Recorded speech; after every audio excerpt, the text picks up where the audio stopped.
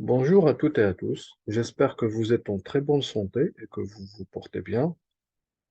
Alors, après avoir présenté dans les vidéos précédentes le TL2SIS, l'entrepôt de données et l'analyse multidimensionnelle, dans cette partie, je vais vous présenter la troisième partie ou étape d'un système d'informatique décisionnel BI, qui est l'analyse multidimensionnelle sous 2S AS pour SQL Server Analysis Services.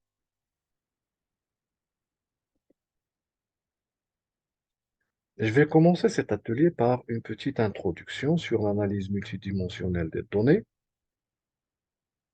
Ainsi, pour réaliser ce type d'analyse, on fait appel à un serveur OLAP. OLAP, c'est quoi? C'est une technologie qui se base sur des structures et des représentations multidimensionnelles afin d'offrir un accès rapide aux données en vue de les analyser. On peut définir l'OLAP comme un moteur de logiciel dont le rôle est d'explorer et d'analyser les données stockées dans l'entrepôt de données. L'analyse est généralement réalisée suivant plusieurs niveaux d'agrégation ou de granularité. Un des avantages de l'analyse par OLAP est que l'usager ou bien l'utilisateur ou bien le décideur n'aura pas à maîtriser les langages d'interrogation des données comme SQL ou autres, mais il va utiliser des interfaces et des fonctionnalités simples et faciles à maîtriser. Un serveur OLAP permet, à partir des données d'un ou de plusieurs datamarts de dimensions ou des faits, d'analyser l'activité de l'entreprise grâce à des statistiques. En général, on utilise les mesures de moyenne mobile, les coefficients de corrélation, les valeurs cumulées ou autres mesures statistiques. Les données seront représentées dans un espace multidimensionnel sous forme de cubes ou d'hypercubes. Je vous invite à voir les parties conception d'un entrepôt de données, Data Warehouse, et analyse multidimensionnelle de données, et OLAP, pour plus d'informations sur comment concevoir un entrepôt de données et comment réaliser une analyse multidimensionnelle. Alors, pour pouvoir réaliser les analyses des données avec le serveur 2SAS pour SQL Server Analysis Services, il faut bien sûr l'installer. On peut l'installer par la modification d'une installation du serveur de données SQL Server déjà existante ou bien en exécutant l'installateur de ceci. On suppose que vous avez déjà installé le moteur de base de données SQL Server 2022. Alors, exécutez le fichier d'installation de SQL Server 2022, le setup.exe. Vous pouvez le trouver dans le dossier d'installation que vous avez utilisé. Si voilà le dossier par défaut, si bien sûr vous avez installé SQL Server avec les paramètres par défaut, sinon il faut le localiser suivant votre dossier de choix. Comme je viens de le dire, je suppose que SQL Server est déjà installé et on va ajouter la fonctionnalité service d'analyse à l'instance SQL Server déjà installée. Pour le faire, cliquez sur Installation et cliquez sur Nouvelle installation autonome de SQL Server ou ajout de nouvelles fonctionnalités à une installation existante, comme le montre la figure. Continuez les étapes d'installation jusqu'à Type d'installation et cochez Ajouter des fonctionna- des fonctionnalités à une instance existante de SQL Server 2022. Je rappelle que le service d'analyse est une fonctionnalité qu'on peut ajouter à une instance SQL Server. Et bien sûr, cliquez Suivant. Continuez l'installation.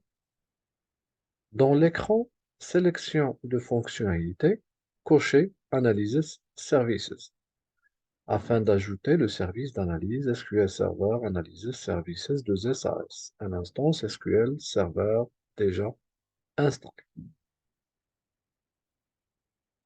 Continuer l'installation.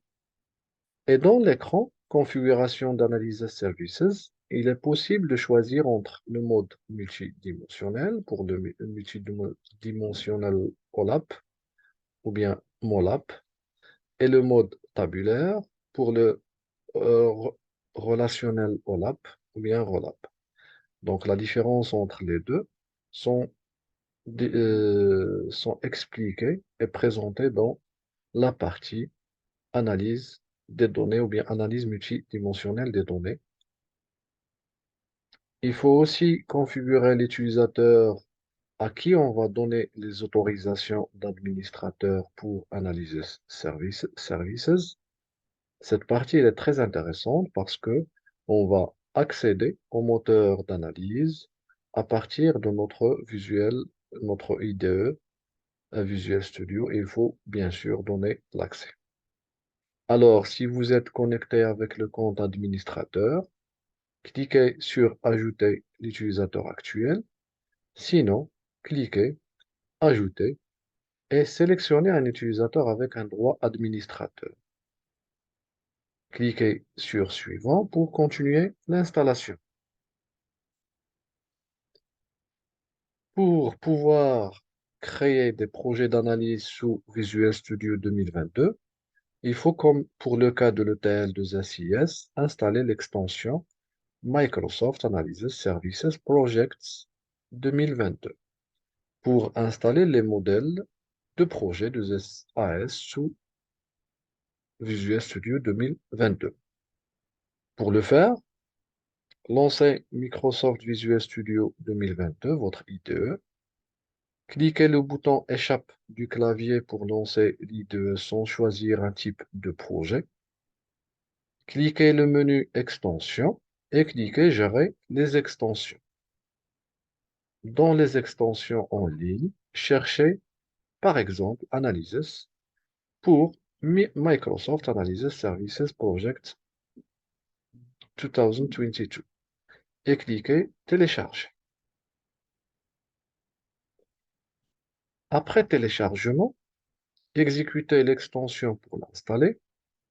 Bien sûr, il faut s'assurer que le Microsoft Visual Studio n'est pas lancé, c'est-à-dire arrêté. Cette extension va installer les modèles bien templates du projet dans Visual Studio 2022 pour l'analyse avec 2SAS. Une fois installé, vous allez pouvoir créer des projets de SAS sous l'IDE Visual Studio 2022. Dans un projet SQL Server Analysis Services, on peut définir trois unités de travail principales qui sont la définition d'une source de données, data source, la définition d'une vue de source de données, data source view, l'entité principale pour la représentation multidimensionnelle qui est le cube. La création de cubes ou d'hypercubes se base sur les données issues des tables de dimensions et la table de faits. Il est à noter que SQL Server propose des bases de données qui sont prêtes à l'emploi pour tester le fonctionnement ou bien la fonctionnalité de l'analyse sous SQL Server Analysis Services.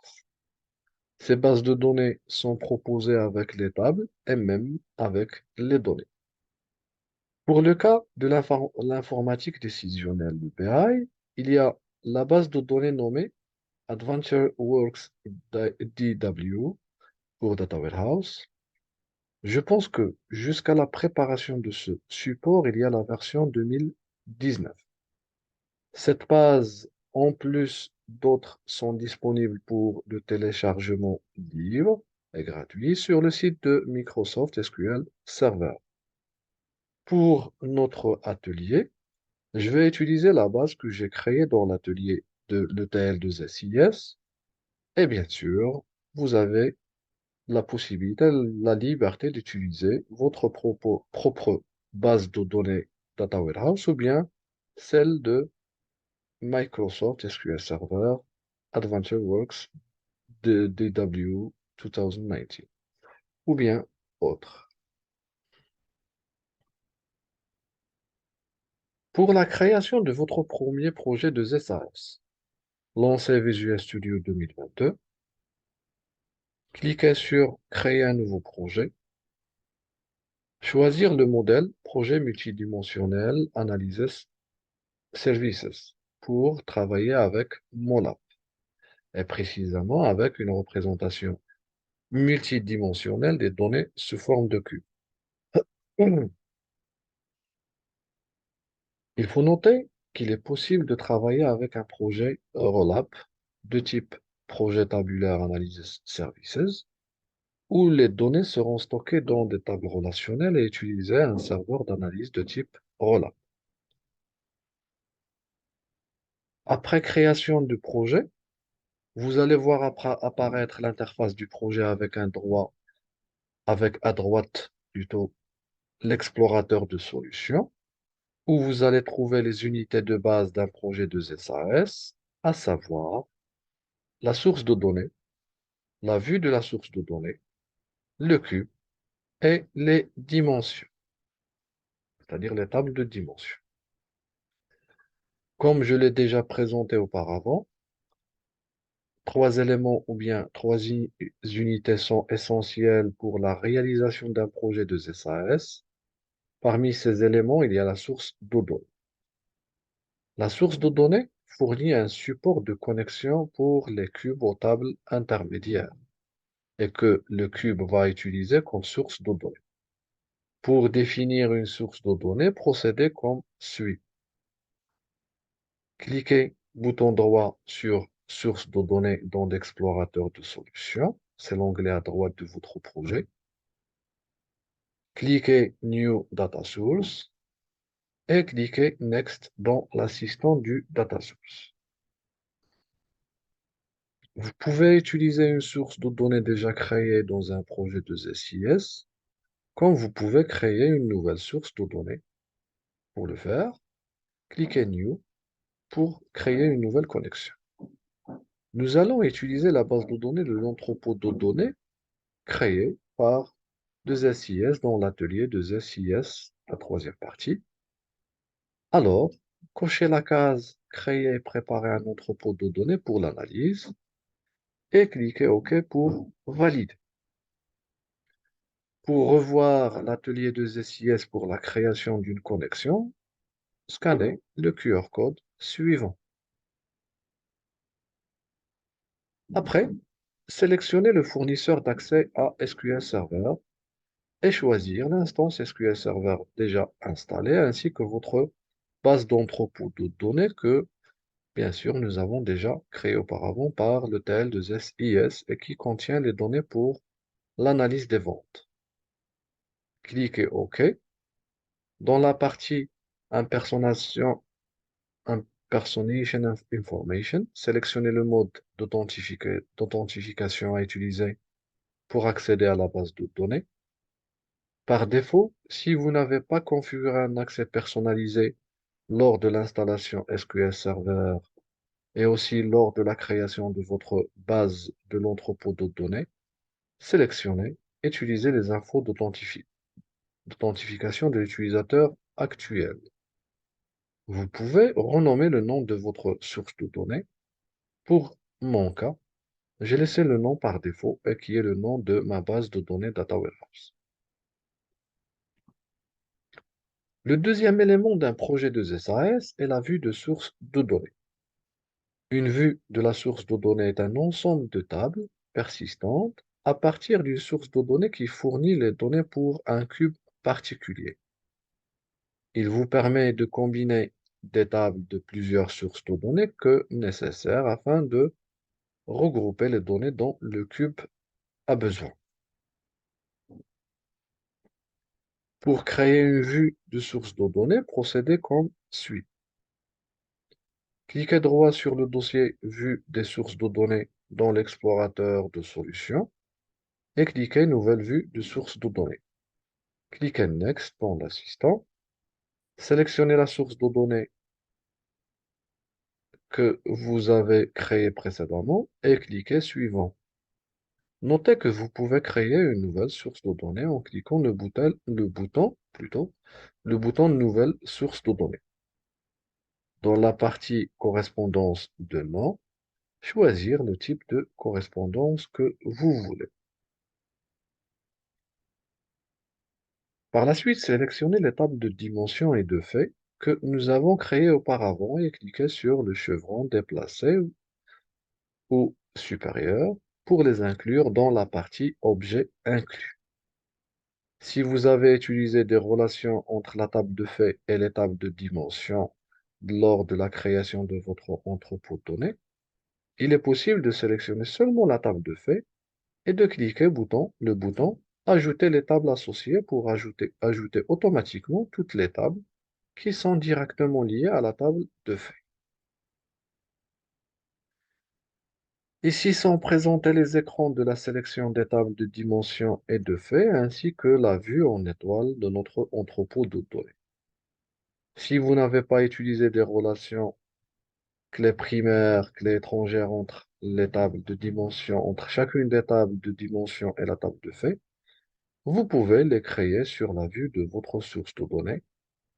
Pour le faire, cliquez bouton droit sur votre entité, table de dimension de fait, et cliquez Définir la clé primaire logique pour définir une clé primaire s'il n'a pas été défini lors de la création de l'entrepôt de données. Après, recliquez bouton droit sur l'entité et cliquez Nouvelle relation pour créer les relations entre vos tables de dimension et de fait. Dans les multidimensionnels OLAP notés MOLAP, les cubes sont les moyens les plus intuitifs pour représenter les données en trois dimensions.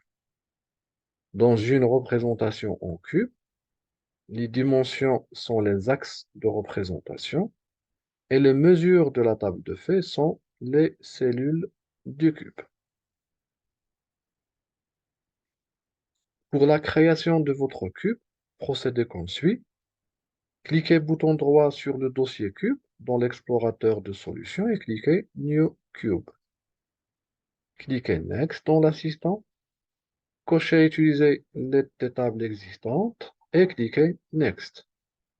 Dans cette étape, il est possible de générer directement les tables de dimension et de fait à partir d'une source de données sans passer par la vue de la source de données. Après, sélectionnez votre vue de source de données comme créé précédemment. Cochez comme table de groupe de mesure votre table de fait et cliquez Next. Il est possible de cliquer le bouton Suggérer pour que l'assistant coche la table de fait pour vous et qui est bien sûr la table centrale de votre vue de source de données. Dans la partie des mesures, cochez seulement vos mesures et cliquez Next. Pour notre exemple, j'ai coché le montant de vente et c'est la mesure qui nous intéresse pour notre analyse. Mais vous pouvez aussi cocher Fait vente nombre. Cochez toutes les tables de dimension et cliquez Next. Vous pouvez renommer votre cube si vous le souhaitez. Un aperçu des entités qui seront utilisées dans la représentation multidimensionnelle est affiché. On peut voir les mesures et les dimensions. Pour créer le cube, cliquez le bouton Terminer. Le cube sera créé et affiché comme sur la figure en face. Vous allez remarquer que les tables de dimensions ont été créées et ajoutées dans le dossier Dimensions dans l'explorateur de solutions. Pour une des dimensions, par exemple la dimension produit, double-cliquez sur le fichier dimension de dimension produit.dim dans le dossier Dimensions dans l'explorateur de solutions. Vous allez voir apparaître trois parties.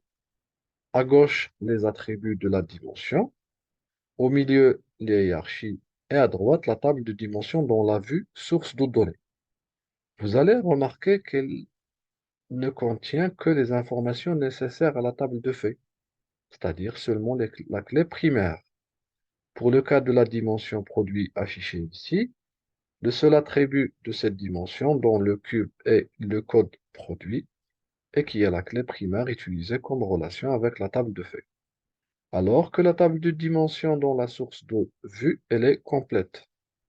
Ainsi, pour pouvoir visualiser correctement nos données dans le cube et réaliser correctement notre analyse, il faut ajouter les autres attributs des dimensions. Alors, vous avez besoin d'éditer chacune des dimensions en ajoutant les attributs qui vous seront nécessaires pour interroger le cube. Pour ajouter les attributs à la dimension dans le cube, glissez tout simplement les attributs manquants de la partie vue source de données vers la partie gauche attributs. Les attributs seront alors ajoutés à la dimension dimProduit.dim du cube. Il est à noter que les attributs seront affichés par ordre alphabétique comme le montre la figure montrée ici. Procédez de la même façon pour modifier les autres dimensions pour avoir le schéma suivant, c'est-à-dire pour chaque dimension, avoir les attributs nécessaires pour notre analyse.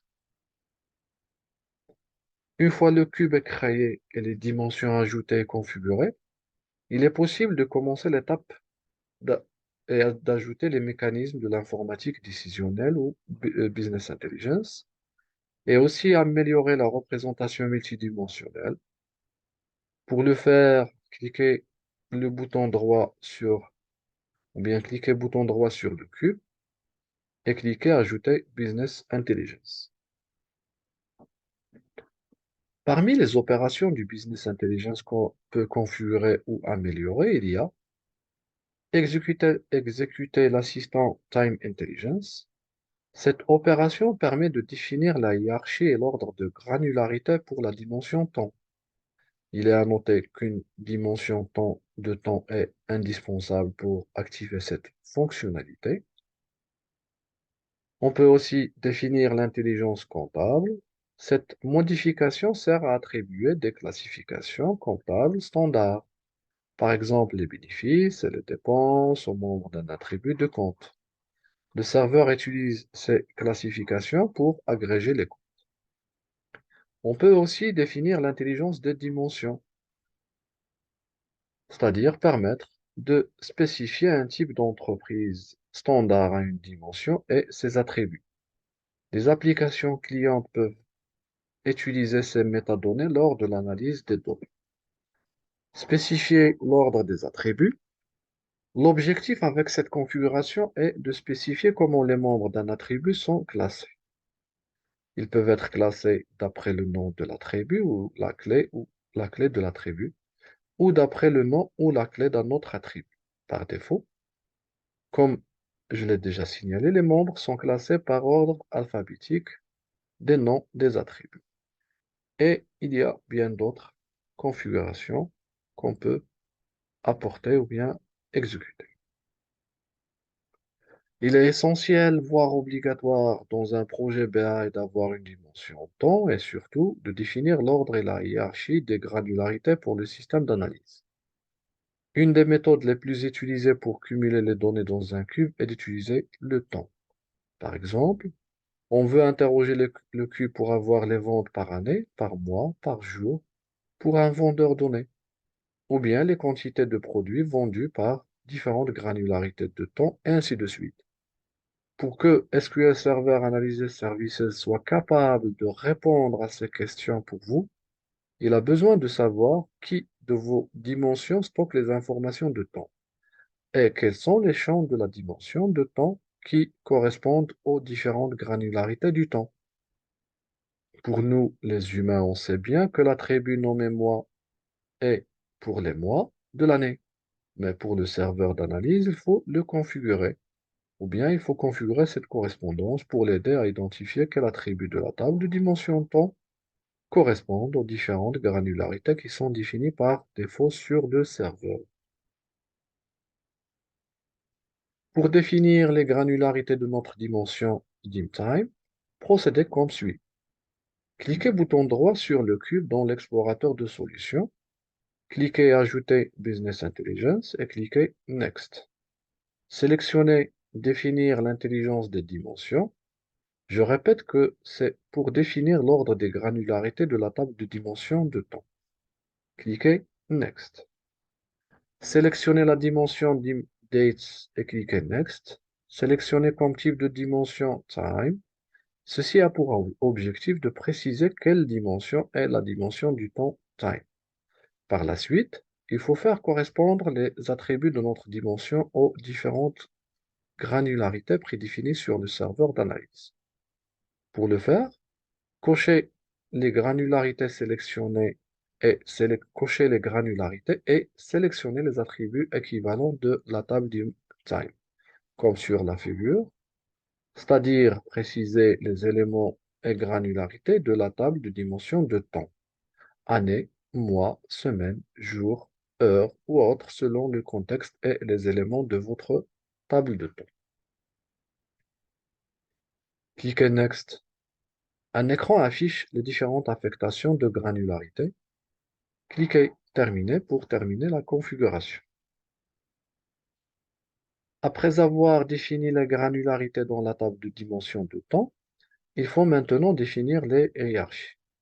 Les hiérarchies sont définies comme des séquences d'attributs et elles sont souvent utilisées pour déterminer les lignes ou colonnes d'une table pour effectuer les opérateurs multidimensionnels comme le slicing, dicing, drill up, drill down, quand on interroge le cube. Ainsi, vous pouvez créer pour chaque dimension des hiérarchies d'attributs. Pour le faire, pour la dimension DimTime, procédez comme suit. Double-cliquez sur la dimension DimTime dans l'explorateur de solutions. Créez une nouvelle hiérarchie en glissant l'attribut à partir de la partie gauche attribut vers la partie au milieu, la hiérarchie. Ajoutez un nouveau niveau en glissant l'attribut monte vers le point nouveau niveau de la hiérarchie créée précédemment. Ajoutez un troisième niveau en glissant l'attribut day vers le point nouveau niveau de la hiérarchie. Vous pouvez renommer votre hiérarchie. Ainsi, cliquez le bouton droit sur la hiérarchie et renommer la hiérarchie à date, par exemple. À ce stade, vous avez défini la structure de votre cube, mais il y a encore beaucoup de travail à faire. Vous devez déployer cette structure à un serveur d'analyse services, puis traiter le cube comme créer plutôt des agrégats qui vont vous permettre l'interrogation rapide et facile. Pour déployer et traiter le cube, procédez comme suit. Cliquez le menu Générer et cliquez Déployer le nom de votre projet de SAS, donc le menu Générer de votre IDE Visual Studio. Si lors du déploiement, vous avez une erreur de droit d'accès à la base de données et qu'il y a un problème d'accès à la base de données pour l'utilisateur intègre service M2S, MS SQL Server OLAP Service, c'est-à-dire que l'utilisateur OLAP Service n'a pas accès ou n'a pas les droits d'accès à votre base de données. Cela signifie tout simplement que 2SAS n'a pas d'accès à votre base de données Data Warehouse. La solution consiste à ajouter l'utilisateur et lui garantir l'accès. C'est une erreur très courante qu'il faut corriger une seule fois pour toutes. Alors, pour autoriser l'accès à l'utilisateur Server OLAP Service à la base de données, à votre base de données Data Warehouse, lancez Microsoft SQL Manager Studio et se connecter. Cliquez sur Object Explorer pour développer Security et sur Login, cliquez bouton droit et New Login. Ajoutez l'utilisateur ou bien le nom d'accès pour votre base de données ou bien votre base Data Warehouse comme sur la figure. Bien sûr, il faut sélectionner là ou bien les bases de données à qui il aura le droit d'accès.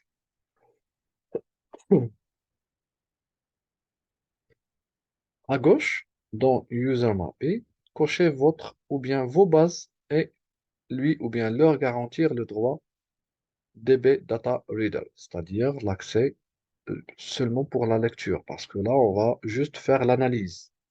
On va juste lire les données et on va pas apporter des modifications. C'est pourquoi DB Data Reader. Valider et cliquer. Relancez votre déploiement du cube. Si le déploiement réussit, vous allez voir l'écran suivant avec les informations du déploiement, création des dimensions, création du cube, création de la table de fait. En fait, une base de données sera créée sur le serveur d'analyse de SAS et qui est bien sûr en lecture seule.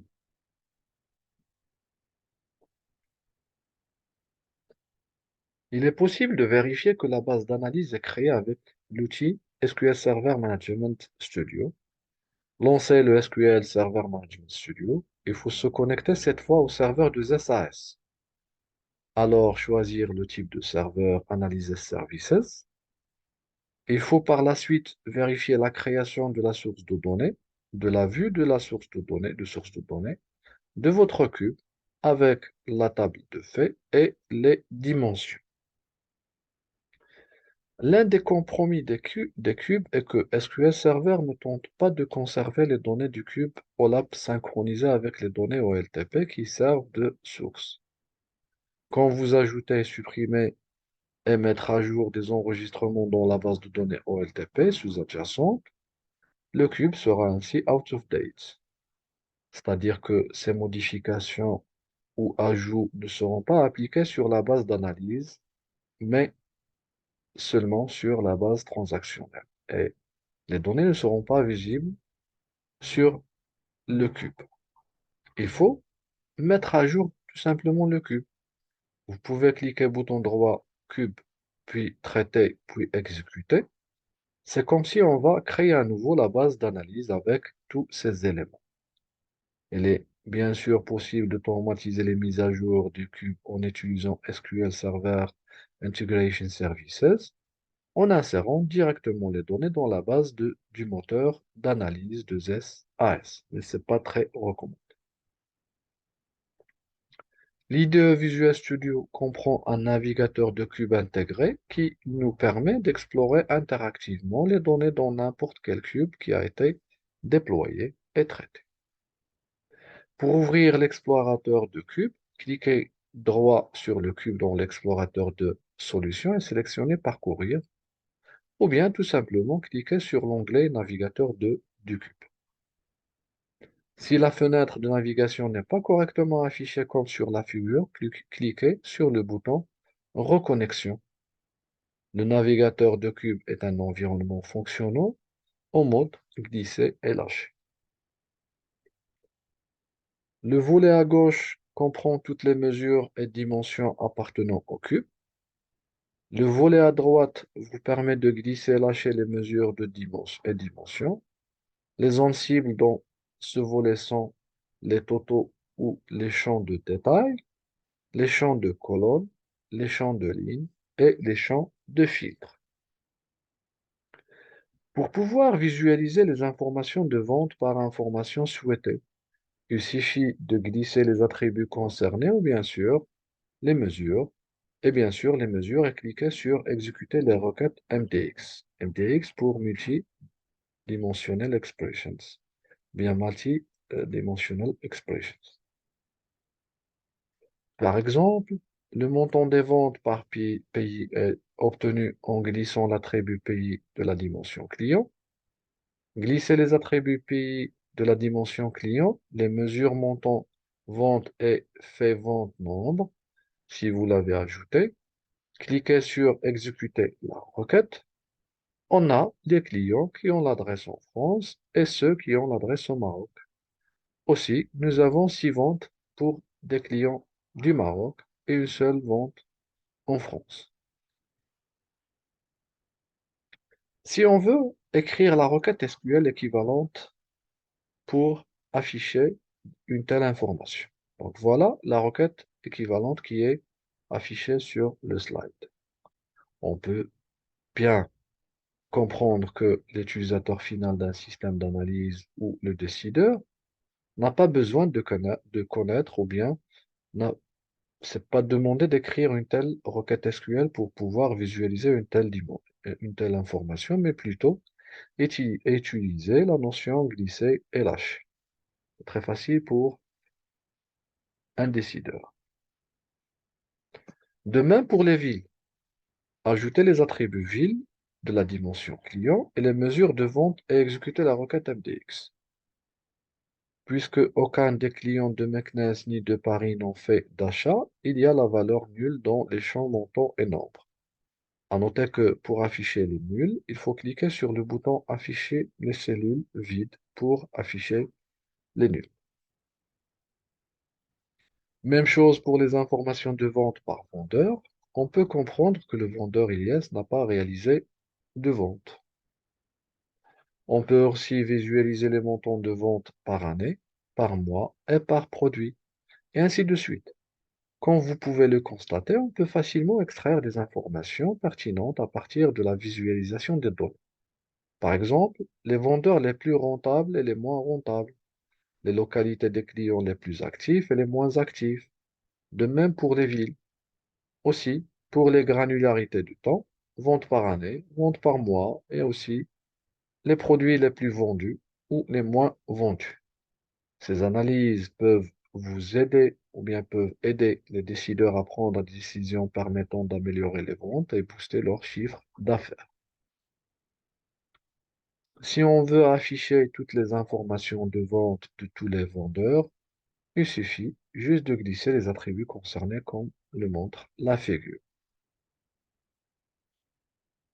La requête SQL équivalente est comme montré, elle est très compliquée, et surtout pour quelqu'un qui n'a pas ou bien qui ne maîtrise pas le langage de requêtage SQL.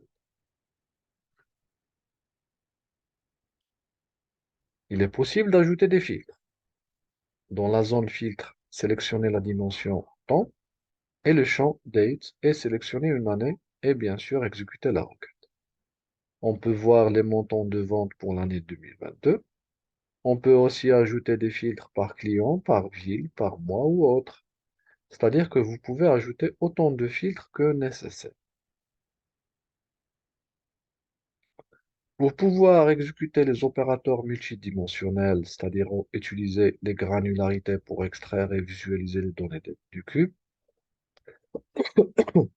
désolé, il faut créer en plus des hiérarchies, créer et configurer des relations. Par exemple, créer une hiérarchie pour les localités des clients pour le pays et les villes.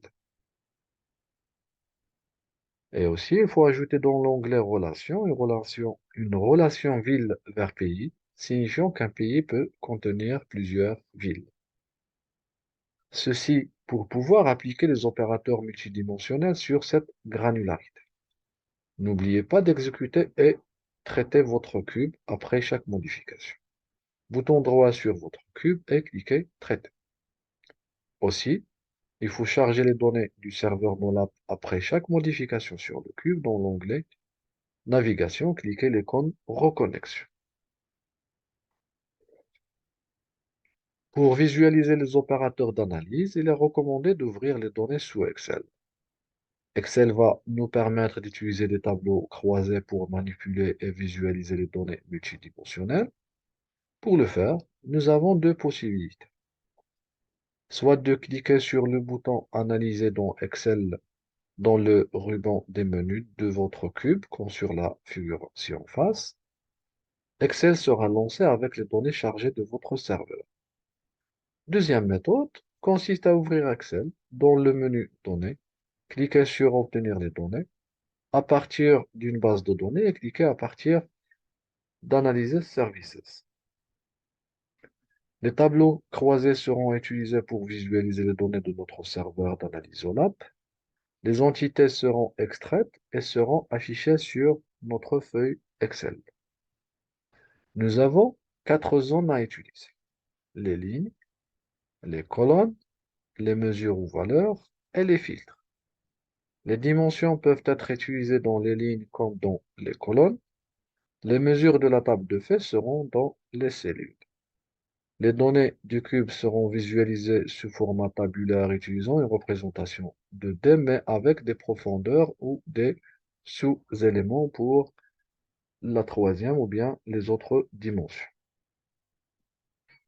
Nous allons essayer de voir comment représenter notre cube utilisant Excel. Reprenons l'exemple de l'analyse des ventes des vendeurs par client et par pays. Et comme nous l'avons vu dans la partie analyse dimensionnelle, les dimensions représenteront les axes de l'analyse et les montants de vente qui est et le montant de vente qui est notre mesure va représenter les cellules de notre cube. Pour reproduire notre représentation en 3D, procédez par ajouter les noms des vendeurs et les noms des produits dans la partie ligne. Ajoutez la hiérarchie client que nous avons créée dans la zone colonne. Cette hiérarchie consiste en la relation entre les pays et les villes. Après, ajoutez les montants de vente dans la partie valeur comme montré sur la figure. On peut voir sur la feuille Excel les ventes des produits par vendeur et par client.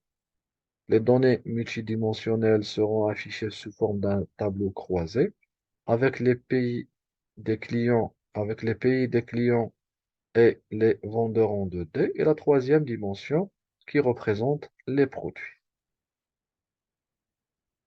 On peut même ajouter une quatrième dimension, par exemple dans notre cas, le temps. Glisser la hiérarchie de temps dans la zone colonne.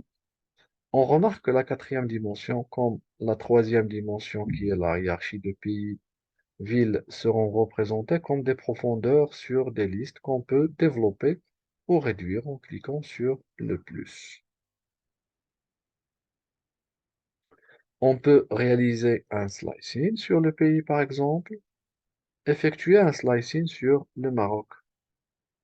Double-cliquer sur la cellule Maroc pour obtenir seulement les informations des ventes au Maroc. On aura la représentation suivante avec seulement la ville de Fès, car bien sûr les ventes réalisées concernent seulement des clients de Fès. On peut aussi faire le dicing sur l'année 2022 et sur le pays France.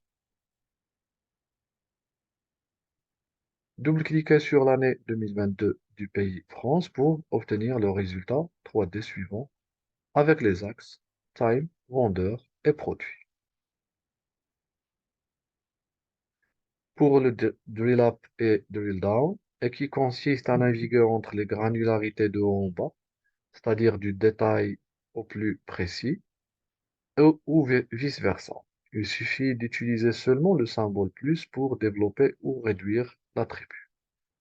Par exemple, afficher les ventes pour les villes au lieu de seulement pour les pays, c'est-à-dire passer à une granularité supérieure ou bien affiner les résultats, et de même pour les dates de l'année, vers le mois et vers le jour. Dans cette représentation qui est très détaillée pour tous les niveaux de granularité, vous pouvez faire du dicing, par exemple, sur le mois. C'est ainsi que s'achève cette présentation. Cette présentation qui concerne la première partie pratique de l'analyse multidimensionnelle avec l'outil SQL Server Analysis Services, bien de SAS, où je vous ai présenté comment créer et configurer un projet de SAS. Nous avons pu visualiser les données du cube et faire quelques opérateurs multidimensionnels. J'espère que ça a été clair. Bien sûr, si vous avez des questions, n'hésitez pas à me contacter ou à m'envoyer un email. Au revoir et à la prochaine vidéo.